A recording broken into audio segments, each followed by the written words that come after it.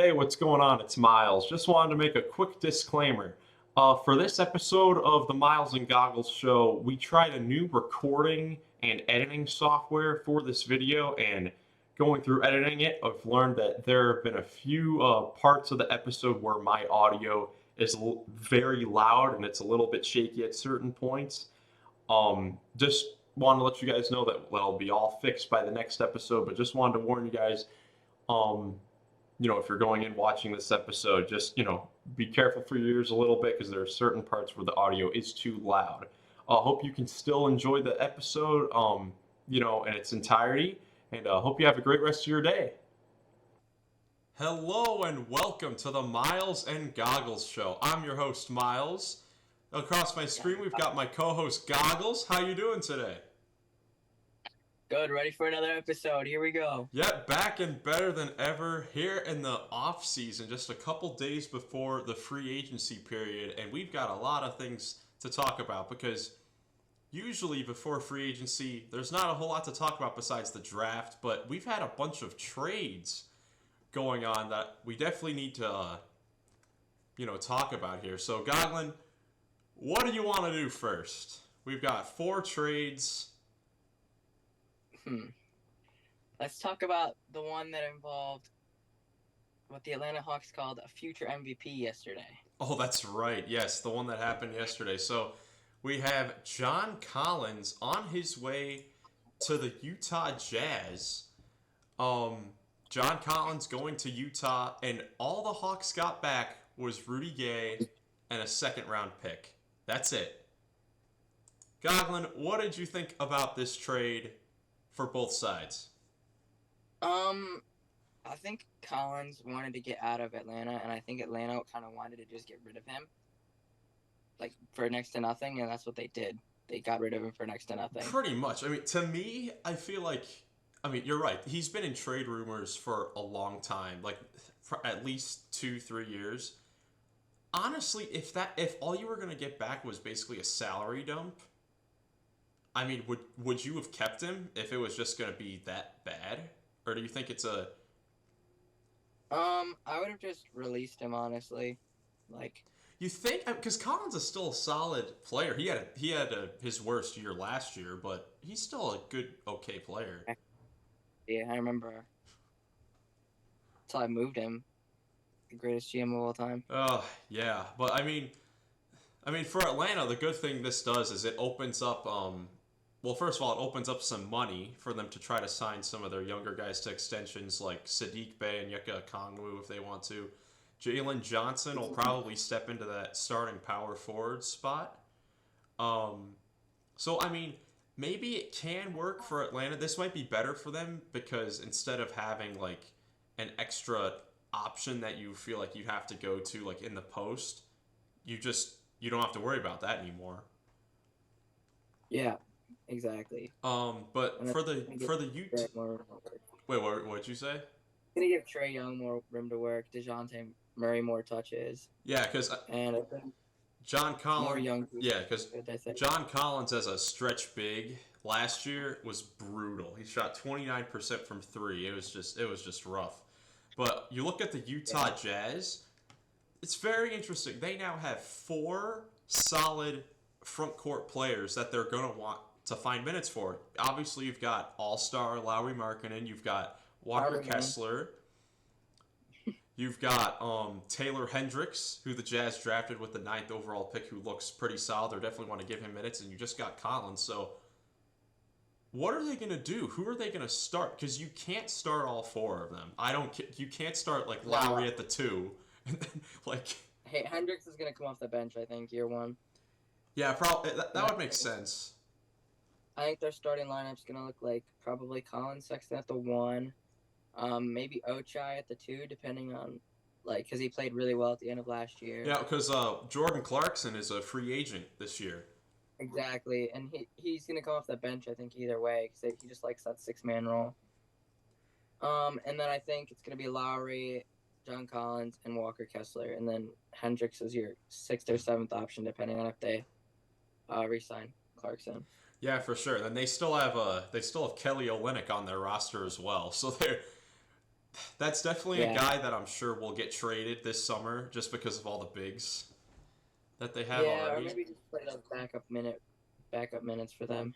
Maybe. I mean, who knows? Maybe they'll run with 5 to 6 bigs in the rotation and just, roll with that. I mean, the Jazz, they surprised a lot of people last season with how successful they were, especially at the start of the season. Do you think this move propels them into like a sort of playoff spot? Like, what do you think John Collins does to this team? Like, I don't know how to feel about this addition. I think late to early play-in, maybe sneaking in as like a 5th seed. Maybe if they play their best basketball. Yeah, I feel like I don't know if this improves them too. Well, it improves them obviously because they traded Rudy Gay. They basically gave nothing up to get John Collins. So, I think this improves them. I don't know enough to like make them into a crazy playing team or anything like that. If I had to grade them, I'd probably give Atlanta like a C because it wasn't anything crazy. You traded. Like you said, they called him a future MVP. Someone who was a double machine in the early years of his career for essentially nothing. Yeah, I'd say like D+, C- ish. I don't think it's that good for Atlanta, but I think it's like a B for Utah. Just because you got another guy who can decently score and grab a bunch of rebounds, which I think is big for them, especially when Walker's just blocking shots down there. Need someone who can go get those boards. Yeah, something that Utah, I'm sure, will definitely want is a point guard that'll be more of a playmaker to get all these bigs involved. Because, Colin Sexton, Jordan Clarkson, they're not known for their playmaking ability. So that might be something to look out for with Utah this offseason. But let's go to the Washington Wizards, who have decided to completely blow it up this offseason. Finally, I might add. This is years in the making.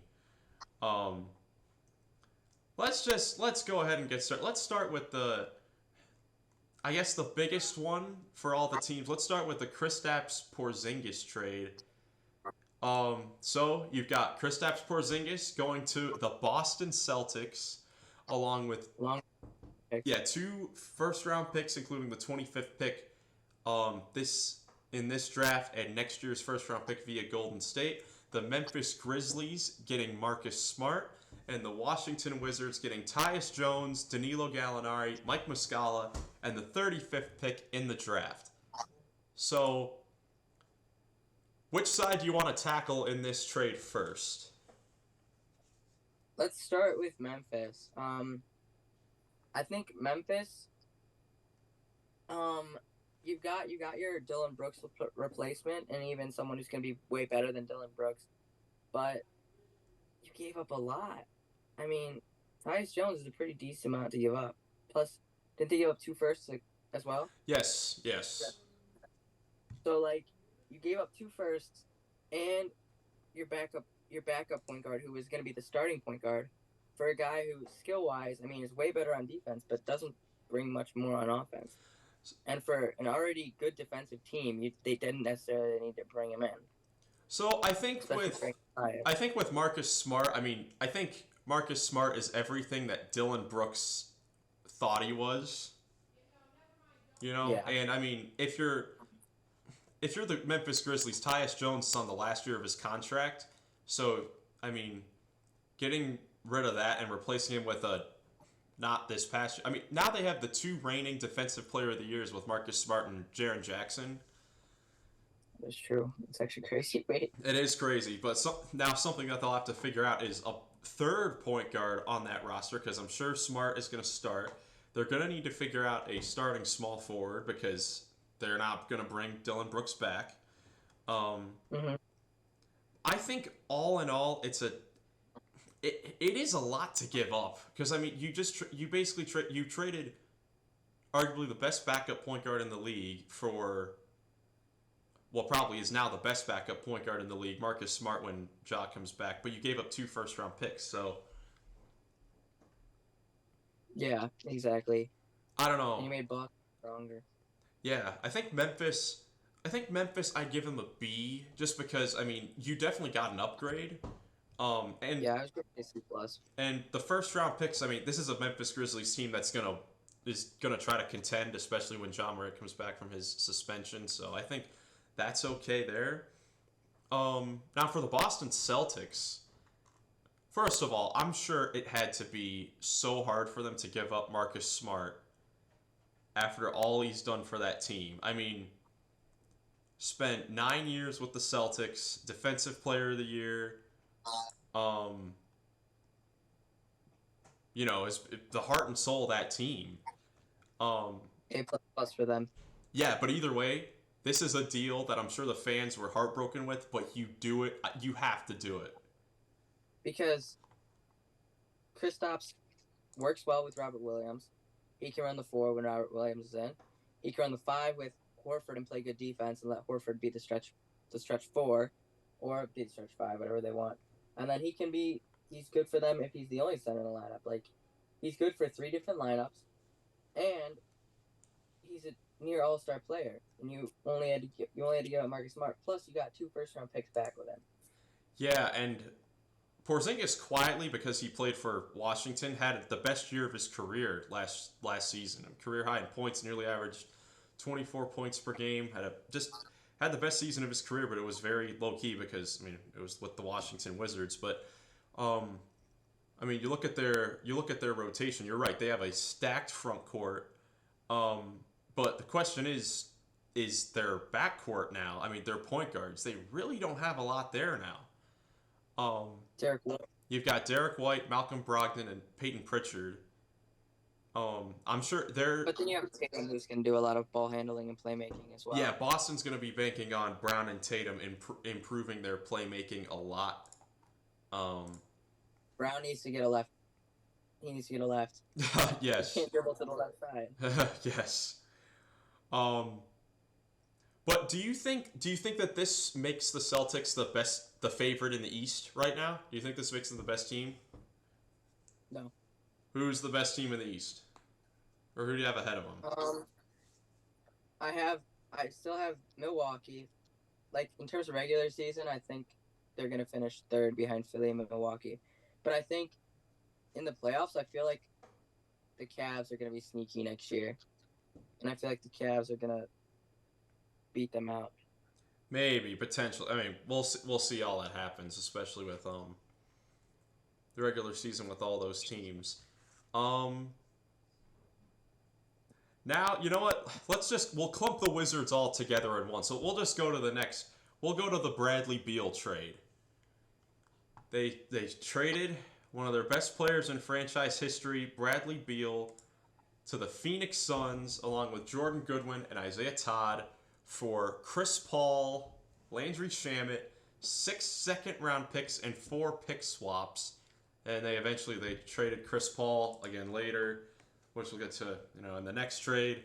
But Washington was kind of put in a tough spot because they gave Bradley Beal the no-trade clause. So Beal basically made it to where he could only get sent to Phoenix. So yeah, there wasn't much that the Wizards could do, because it's not like the Suns had many other assets to give away. So it's... Yeah, I think they did the best with what they could do in that situation, because the Suns didn't have any first-round picks to trade. They obviously had the seconds, but I think they got the best bang for their buck in that situation, because, like, obviously Beal wanting to go to Phoenix, they don't have the assets that maybe these other teams would have had, like Sacramento or Miami. Yeah. So it's tough. It was tough on Washington, but I think they did a really good job with their return, especially with what they flipped that return into, which we'll get into later. Yeah, for sure. But for now, let's talk about the Phoenix Suns getting another big three with Kevin Durant. We've got Devin Booker, Kevin Durant, and Bradley Beal. Still not scared. You're not scared? Not at all. Oh, man. This team... I mean, I've got the depth chart pulled up right now. They've got like 6-7 players under contract on their roster right now, with like no room to make any other crazy moves. Right now, the only guys that are really under contract, it's the big three. You've got DeAndre Ayton, who we can get into later. I think they should trade him to try to get some more depth pieces. Then they've got really just Cameron Payne. That's really all they've got under contract for next season for the Suns, and they're gonna try their they're gonna try their best to re-sign like Torrey Craig, Josh Okogie, Jock Land, like just their bench players. But you talk about a top-heavy team.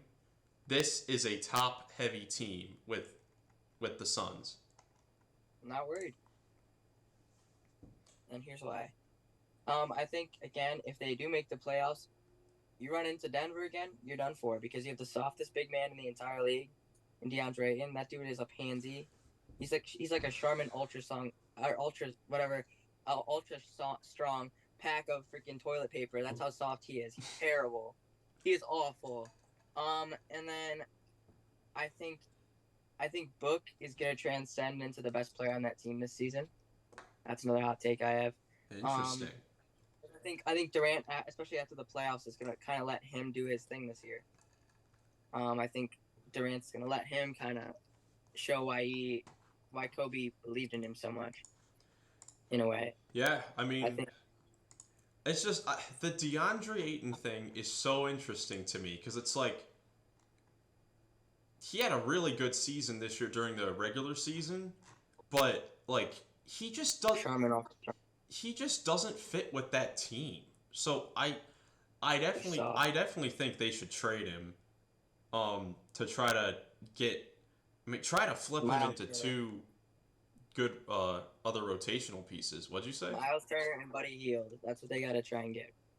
Hey, that's definitely a possibility. I mean, Ayton did sign the offer sheet with Indiana before Phoenix matched, so that's definitely something that could be in play. What would you think if DeAndre Ayton was on the Pacers? I think he'd still be soft. But it's a big dude for Tyrese to get throw lobs to. He's not like Miles Turner, who just likes to shoot threes. And we'll occasionally play down low, but he's not a post player.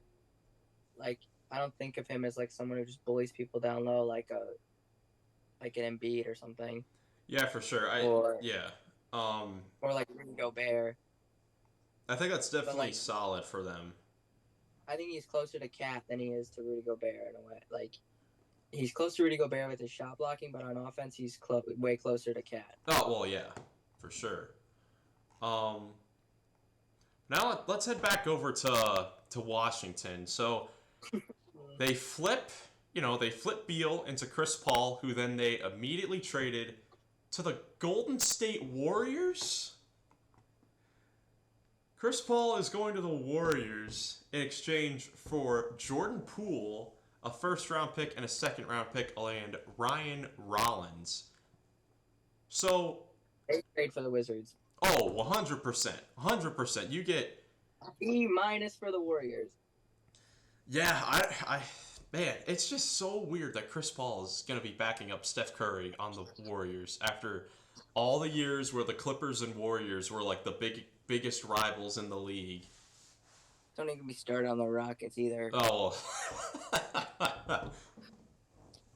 Stupid. But how do you think Chris Paul fits on the Warriors? Because obviously he's going to come off the bench, you would assume. But in closing lineups, he may be out there, he may not be out there. But what do you think about this? It's tough to really say because we don't know necessarily what's going to happen with him on this team. I could see him being like a developmental guy, like trying to help mentor Moses Moody and like 7'2" Jonathan Kuminga. Duh. But right. I could also like see him like maybe them putting him in a death lineup with Clay, Curry, and like Dooney, and just seeing how that works. And then Draymond if they do sign him back, which I think is a very high possibility. Yeah. At the very least, with Chris Paul and the Warriors, the Warriors they had a very disappointing regular season, mainly due to their road record and because of their bench. Their bench was horrendous last year. Awful. Now you got Chris Paul leading the second unit. I think that fixes the bench problem. He's washed. But if he's going up against second units instead of first units, that's. But they traded their 20-point per game bench score. Yeah, that's the thing. That's very true. I mean, obviously they wanted to split Jordan Poole and Draymond Green up. They decided that Draymond was the one to stay if he does resign. Maybe. Yes, if he does resign. So yeah, I'm interested to see how this works for Golden State. It gives them at least another ball handler off the bench because Steve Kerr has always, with the Warriors when they were really winning the championships in the dynasty. Livingston. Yeah, he always preferred those like pure point guard playmaking type guys along the shooters like Sean Livingston, Andre Iguodala, even their bigs Draymond Green, Andrew Bogut, David West. Like all their bigs would pass and everyone would pass just to find the shooters. And now you've got one of the best playmakers in NBA history getting it to Steph and Clay on the wing. So I think this could definitely work for Golden State, and I mean it's showing them they're going all in to try to get another championship. So, but for Washington, I mean Jordan Poole, he's gonna average probably 25 this season. I mean, yeah, he's gonna have full reign of this team when you look at it. I mean, unless Kyle Kuzma wants the most money possible and he stays with Washington, this is all Jordan Poole's team. And Bilal. Oh yeah, Bilal Coulibaly. Coulibaly. But into that in a later episode. Yes we will. Yes we will. Alrighty, so we've gotten through all the trades. Now let's get into free agency. Free agency, or by the time this episode comes out, it will be Friday at 6 p.m. Is when we'll get all the tweets from Woj and Shams and everybody about where guys are going. Let's preview it a little bit. On the screen, we've got some of the top free agents. We've got the Kyrie Irvings, the James Hardens, Fred VanVleets, some more names up there. Jackson, what big name do you want to talk about?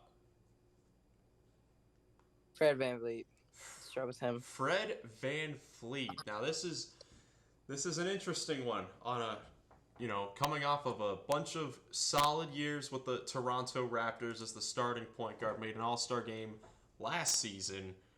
What do you think about Fred VanVleet? Where do you think he will end up?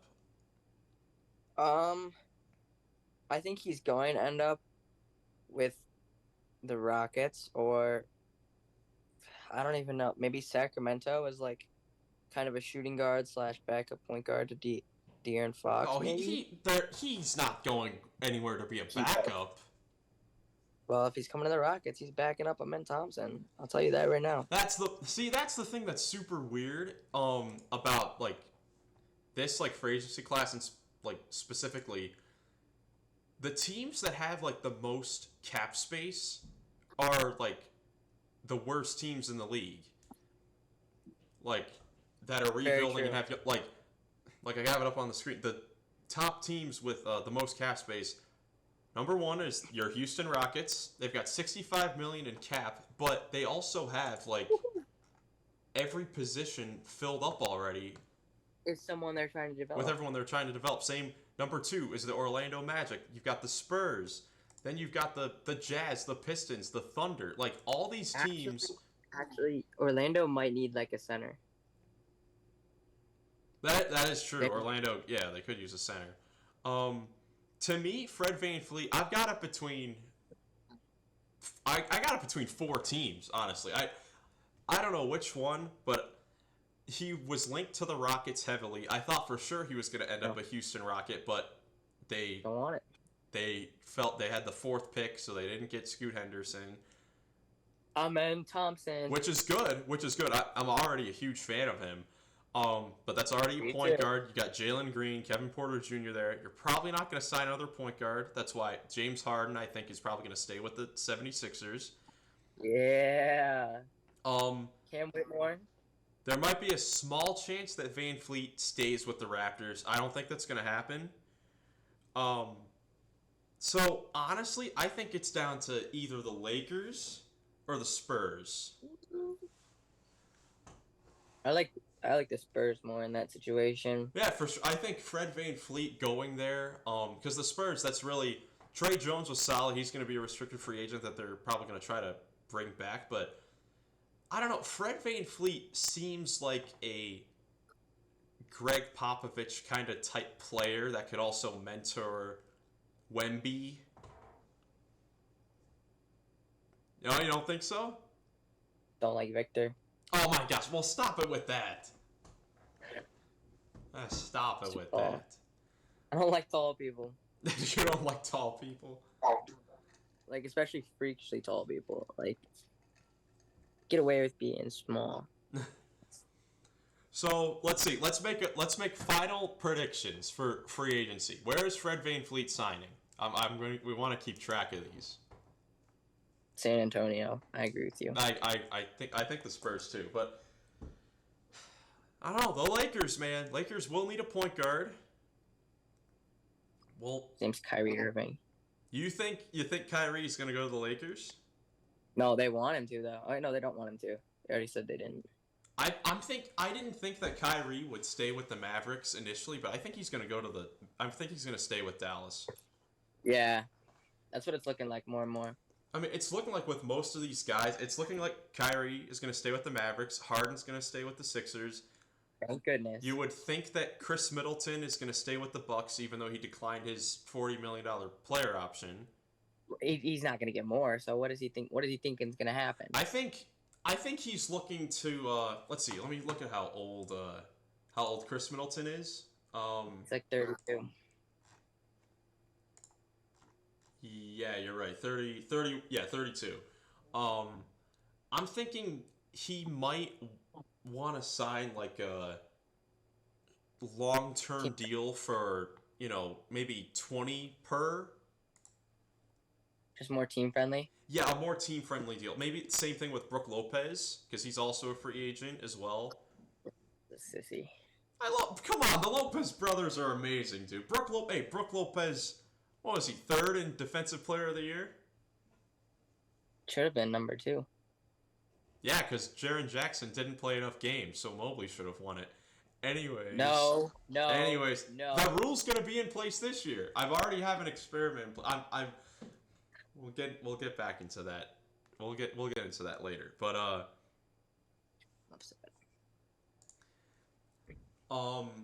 yeah, Brook Lopez probably gonna stay with the Bucks. Draymond Green, I thought he was going to go to the Lakers, but with the Chris Paul trade, I'm thinking and the Jordan Poole, I think he's going to stay with Golden State. He's either going to the Lakers or Golden State. Oh yeah, for sure. I'm curious. What do you think? About both these guys, what do you think about Russell Westbrook? He should go back to the Clippers.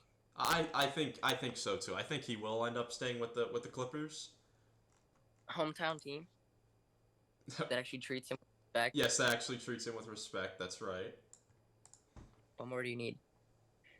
Who's the other guy? Kyle Kuzma. Kyle Kuzma just had a good year with the Wizards. Lakers reunite. You think so? No, they have Rui. They're gonna try to re-sign him. They better re-sign Rui. I mean, I was looking around at the teams with the most cap space. I mean, they don't really need a power forward besides this is maybe the Pistons. They have Bogdanovich though. He won't be in their long-term plans though. That's true. So maybe the Pistons. I mean, I know you told me you wanted to talk about Miles Bridges, but maybe the Hornets. I can see Kyle Kuzma being in the Charlotte Hornets as their next power forward with PJ Washington in free agency. Yeah, that lineup would be LaMelo, Scary Terry, Brandon Miller, Bridges, and Mark Williams. That's a good lineup. That's a good little lineup. Yeah. Yeah, if they brought Bridges back. get him out. Don't ever let that man back. No, I agree. But like, him and Rashawn Holmes can rot. Well, Rashawn Holmes was traded. Oh, where was he traded? Was he traded to? Gosh, he was traded on draft night. I don't even remember where he was traded. Let's see. He was traded wherever it was. Oh, the Dallas Mavericks. Cut him. Just cut him. Think about the rotation. But anyways, the Hornets. I mean, that'd be a nice. I mean, they already have a nice, solid, starting five if LaMelo's back healthy, and then. I mean, they've got some free agents that they're gonna need to try to get back, or maybe they'll just let go. Because right now they're free agents. They've got Dennis Smith Jr. as a free agent. They've got Kelly Oubre as a free agent. P.J. Washington as a restricted free agent. 3 solid players for them last year. Then Gordon Hayward is still on that roster. Gotta try and salary dump him if you can. With that money, though, I don't know what team would take him. Trade him to Miami for a Robinson swap. Get $14 million off the books. I don't know. With how Duncan Robinson played in the playoffs, I don't know if you want Gordon Hayward. Yeah, like Nick was saying. Oh yeah, you guys all get to meet Coach Cove in a episode soon. That'll be fun. That'll be good. That'll be our draft. You're gonna hear us arguing the whole time. No, that's gonna be a good draft coverage episode because Robinson over Jaylen Brown. Because I don't know too much about these prospects, so this will be my chance to get to learn more about these players. Yeah, well, you're hearing me and him scream at each other about it. Oh, dude, better be careful. Let's see, how much does Gordon Hayward have left on his? I think it's 2 years. It's either might be 1 actually. Charlotte Hornets, where are you? Oh, this is the last year of his deal, so this is the year to dump him, or maybe it'll be like, he'll be a buyout candidate later in the season, which or just play it out. Yeah, which is weird because Gordon Hayward is still a very capable player in this league. Yeah, he played good when LaMelo was out last year, when he wasn't injured as well. He did. I mean, that was the problem with the Hornets last year was just injuries. Who else is in free agency that we need to talk about? Well, I don't think there's anyone special. Well, we got all the top guys.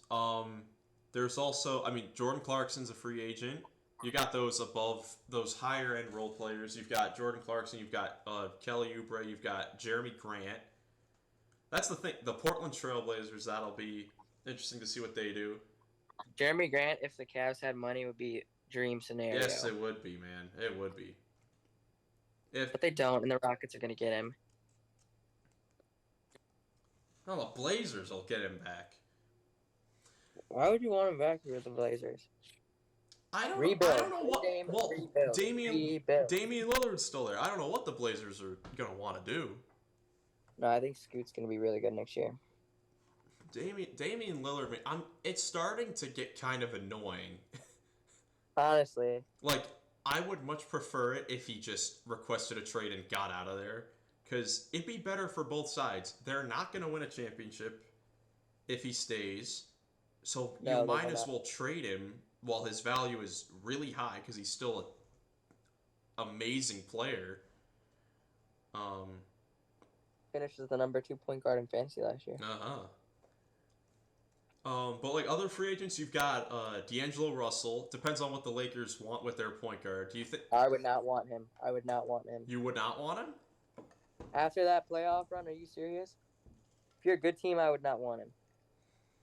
But for a regular season, you got to get there first. You got to get to the playoffs first. I think for regular season. Wait. A good team for him? Do they have money? Would it be Boston, honestly? Boston wouldn't have money, but I know what you mean. I mean, just another point guard, because that's another thing I was looking at. You could put him alongside like Derek White, and Derek White could guard the other team's best guard.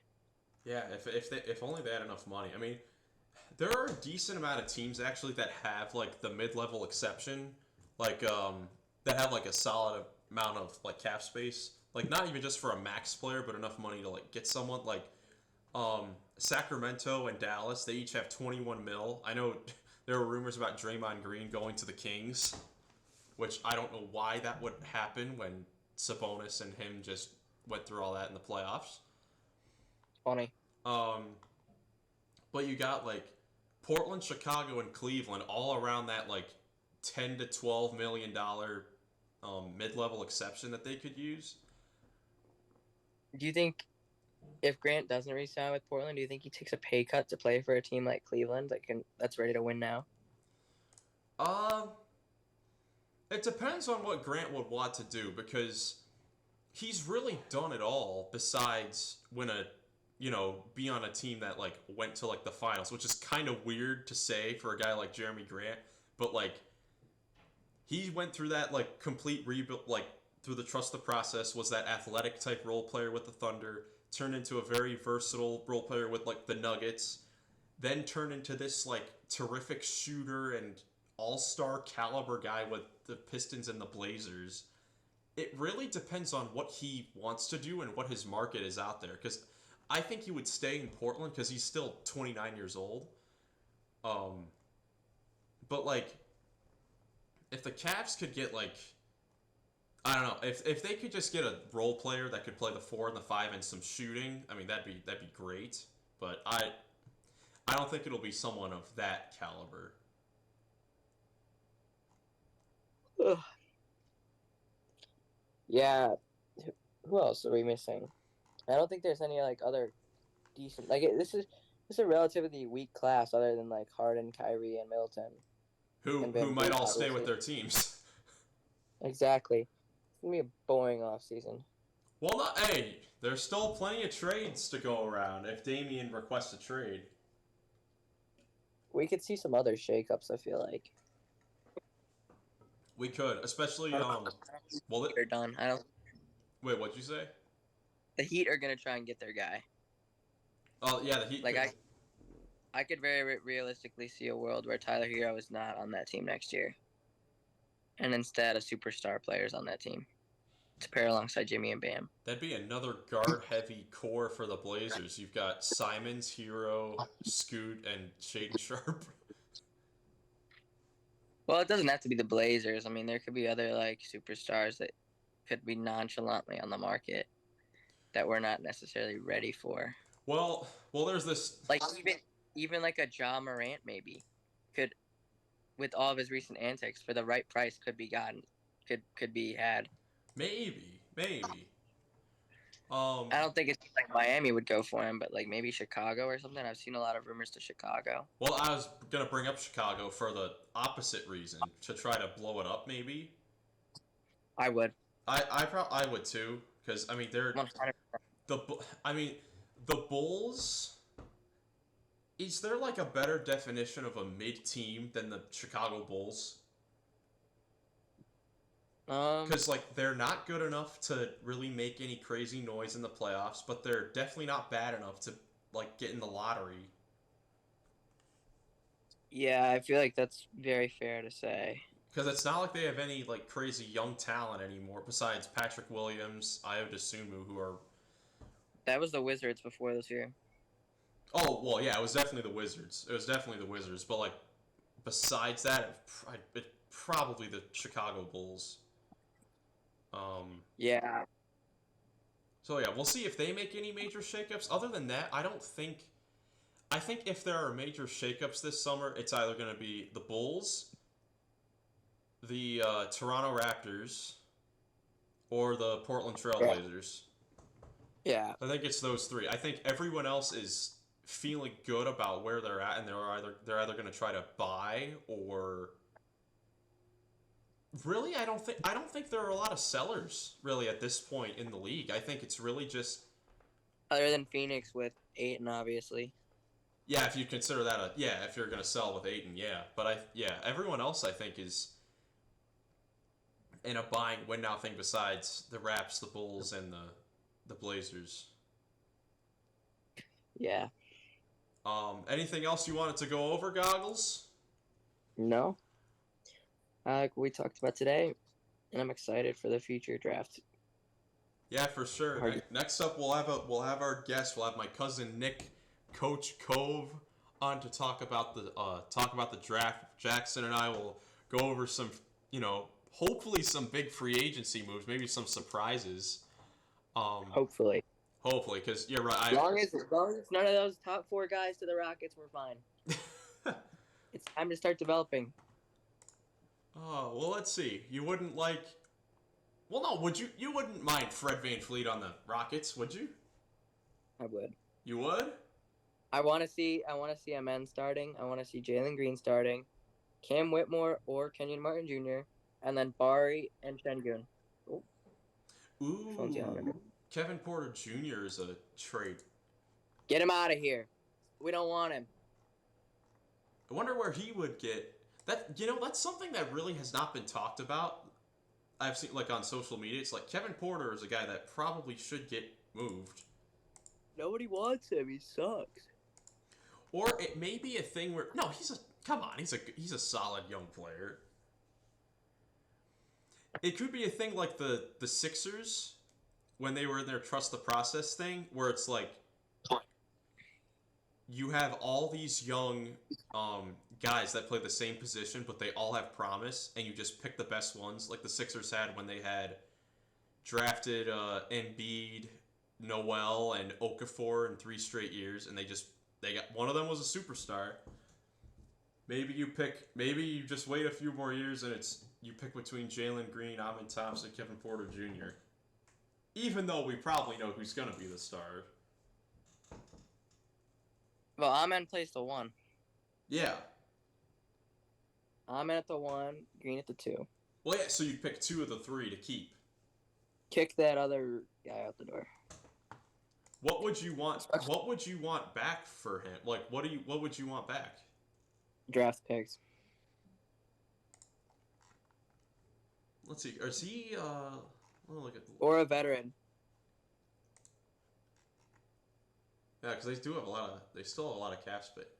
Man, they signed Kevin Porter to a 4-year, $18 million per year extension that starts to kick in next year. He's the Rockets' highest paid player heading into free agency. That is crazy. I know. It's fine. Well, it is fine, because actually, I wish I could show this. I didn't realize all these guys that the Rockets were paying that weren't on the actual roster. Like just on Basketball Reference, there are 8 guys that got paid by the Rockets that weren't on the roster. You've got John Wall. Good. I love John Wall. Derek Favors. Danny Green. Justin Holiday. Mo Harkless. Ty Jerome. Theo Maledon and Troy Williams. You're paying everyone that isn't on the Rockets. Good. Oh my goodness. But anyways, hope you guys enjoyed this episode of the Miles and Goggles Show. We are using a new software for the first time, so there may be some hiccups. Yeah, hiccups with how it sounds with audio and stuff. We'll get that all fixed out for the next episode, which will not be another 2.5 months, guaranteed. We'll be coming back very soon for some more NBA coverage. But might even start having guests on. Yes, for sure. But from the Miles and Goggles Show, I'm Miles. I'm Goggles. And we'll catch you in the next one. Peace. Oh, wrong side. Peace.